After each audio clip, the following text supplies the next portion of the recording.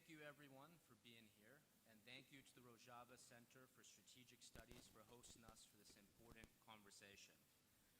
I would like to start by honoring the heroic Syrian Democratic Forces and the international coalition that fought and defeated Daesh. I'd also like to remember those that fought and died and those that were wounded in this battle against Daesh and its evil. I'll start by describing the ISIS Caliphate at its height.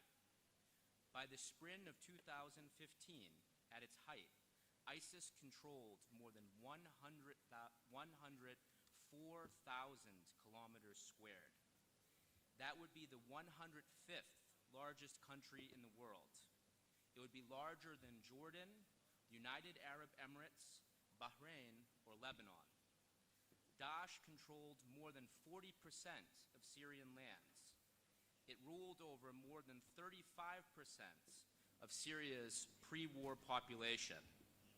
According to the US military, by the spring of 2015, at its height, ISIS had more than 100,000 fighters, of which 65,000 were Syrian and Iraqi fighters, 35,000 were foreign fighters, and from June 2014 to June 2015, ISIS gained each month in that 1 year more than 2,000 fighters.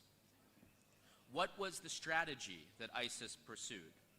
ISIS had a strategy of tamkeen, to conquer and to hold territory. ISIS relied on tamkeen to recruit fighters. ISIS also relied on tamkeen to scare its enemies.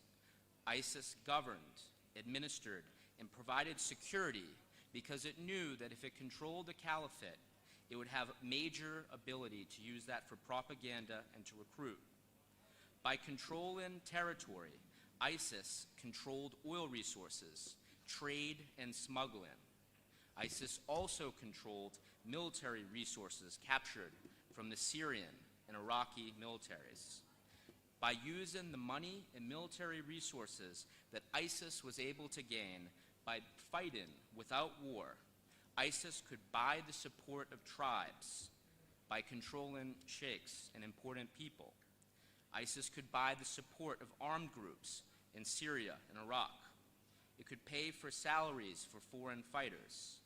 It could pay for salaries for a big propaganda system, especially on the internet. And ISIS could also pay for the social services in the local communities that it sought to control. How did ISIS achieve this strategic goal through tamkeen? It was because ISIS had an effective Umni organization to build the caliphate. ISIS's Umni organization realized that it needed to win battles without fighting battles, that it needed to scare its enemies, to co-opt them, to coerce them, and to ultimately conquer their lands. ISIS knew how to make its enemies weaker from the experience of the Umni in Iraq.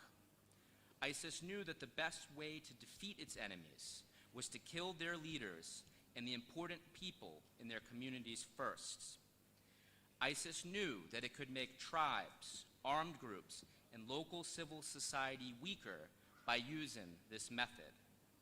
ISIS knew that in North and East Syria, the tribes, the armed groups, and local civil society would surrender to ISIS if it killed their leaders and important people.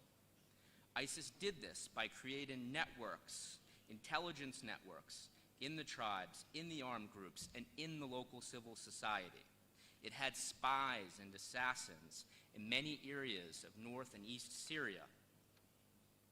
By the summer of 2014, once ISIS conquered Mosul, and it had control of large areas of West and Central Iraq and North and East Syria, ISIS attacked the communities that it knew would resist it first. ISIS and its Umni branch wanted to stop a Sahwa movement against it because it knew that in Iraq it was the Sahwa that defeated it. ISIS also understood that if it was going to implement the tamkeen strategy, it would have to have the communities and their local fighters surrender to it so it could preserve its resources to conquer more territory. So how did the Syrian Democratic Forces and the international coalition defeat ISIS? ISIS was able to develop its caliphate because it fought enemies that were less organized, with less weapons and fewer fighters.